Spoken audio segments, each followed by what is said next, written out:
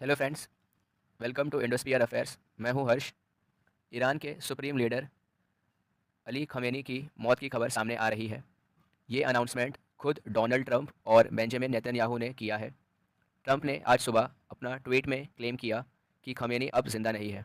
अगर ये सच है तो यूनाइटेड स्टेट्स और इसराइल की तरफ से एक बहुत बड़ा स्टेप माना जा रहा है। ईरान में सुप्रीम लीडर का पोजीशन सबसे ज़्यादा पावरफुल होता है और खमेनी सिर्फ ईरान में ही नहीं बल्कि दुनिया भर के अलग अलग कंट्रीज़ में भी काफ़ी रिस्पेक्ट किया जाता था। इस खबर के बाद कई जगह रिएक्शंस देखने को मिल रहे हैं। इंडिया के जम्मू और कश्मीर में भी कुछ जगह प्रोटेस्ट की रिपोर्ट्स आ रही हैं। दुनिया के अलग अलग हिस्सों में काफ़ी लोग गुस्से में हैं।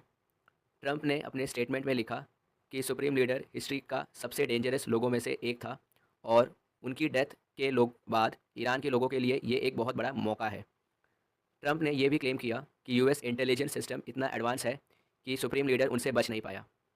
उनके अकॉर्डिंग यूएस और इसराइल ने मिलकर एक मिसाइल स्ट्राइक की जो सीधा उस जगह पर गिरा जहां सुप्रीम लीडर मौजूद थे।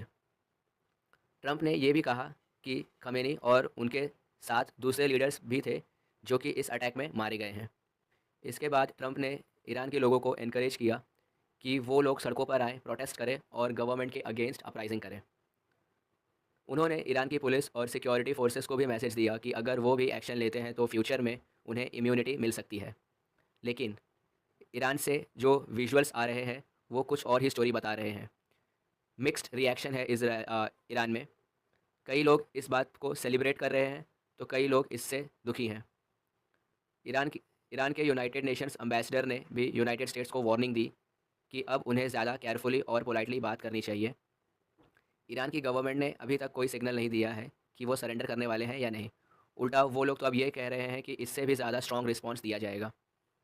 लास्ट कुछ घंटों में रिपोर्ट्स आई हैं कि दुबई और मिडल ईस्ट के कुछ बड़े सिटीज़ पर फिर से मिसाइल्स ईरान ने मारे हैं। ईरान क्लियरली अपना गुस्सा दिखा रहा है। अब सबसे बड़ा सवाल यह है कि क्या ईरान अब अपने एडवांस हाइपरसोनिक मिसाइल्स का यूज़ करेगा और क्या वो किसी यूएस एयरक्राफ्ट कैरियर को टारगेट करने की कोशिश करेगा। ये विजुअल्स देख सकते हैं जो खमेनी के तेहरान वाले कंपाउंड से जुड़े हुए बताए जा रहे हैं। रिपोर्ट्स के अकॉर्डिंग इसराइल और यूनाइटेड स्टेट्स ने तेहरान पर हैवी मिसाइल स्ट्राइक्स किए थे। कहा जा रहा है कि इन स्ट्राइक्स की वजह से खमेनी का कंपाउंड काफ़ी डैमेज हो गया। ईरान के अंदर रिएक्शन मिक्स्ड है, जैसा कि मैंने पहले भी बताया। कुछ वीडियोस में दिखाया जा रहा है कि कुछ लोग गवर्नमेंट के अगेंस्ट प्रोटेस्ट कर रहे हैं और स्टैचूज़ गिरा रहे हैं, लेकिन कुछ वीडियोस में लोग गवर्नमेंट के सपोर्ट में भी खड़े हैं। ईरान के टीवी चैनल्स पर भी इमोशनल सीन्स दिखने को मिले हैं।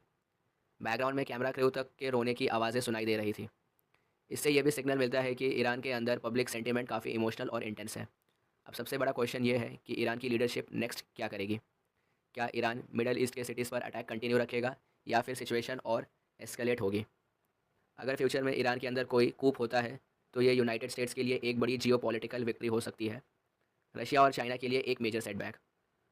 रशिया ने अभी तक जो स्टेटमेंट दिया है उसमें उन्होंने वार्निंग दी है कि यूएस और इसराइल के स्ट्राइक्स रेडियोलॉजिकल कैटास्ट्रॉफी का रिस्क क्रिएट कर सकते हैं। कुछ एक्सपर्ट्स ये भी स्पेक्यूलेट कर रहे हैं कि ईरान शायद अंडरग्राउंड न्यूक्लियर टेस्ट करके दुनिया को अनाउंस कर सकता है कि अब उनके पास न्यूक्लियर वेपन्स हैं। इजरायली सिक्योरिटी फोर्सेस ने एक मैप भी रिलीज़ किया जिसमें दिखाया गया है कि ईरान के मिसाइल्स का रेंज कितना बड़ा है। फिलहाल ईरान रिपोर्टेडली दुबई, कुवैत और कतर जैसे सिटीज़ को टारगेट कर रहा है। इसराइल के कहना है कि ईरान का थ्रेट सिर्फ एक कंट्री तक लिमिटेड नहीं है बल्कि पूरे रीजन के लिए चैलेंज है। एक इंटरेस्टिंग चीज़ ये भी है कि खमेनी का सोशल मीडिया अकाउंट अभी भी एक्टिव है। ट्रंप के अनाउंसमेंट के बाद भी वहाँ पोस्ट आती हुई दिखाई गई है जिसमें मिडल ईस्ट के एक्सप्लोजन्स के विजुअल्स शेयर किए गए। इससे यह सिग्नल दिया जा रहा है कि अटैक्स और भी बढ़ सकते हैं। अभी दुनिया एक चीज़ को बहुत क्लोजली वॉच कर रही है। अगर ईरान ने यूएस एयरक्राफ्ट कैरियर पर अटैक किया तो ये कॉन्फ्लिक्ट बहुत जल्दी ग्लोबल लेवल पर एस्केलेट हो सकता है। फिलहाल सिचुएशन एक्सट्रीमली टेंस है और अगले कुछ दिन दुनिया के लिए काफ़ी इंपॉर्टेंट हो सकते हैं। मैंने आपके लिए इंडोस्फीयर अफेयर्स पर हर नई अपडेट लेकर आता रहूँगा। Thank you for watching. जय हिंद।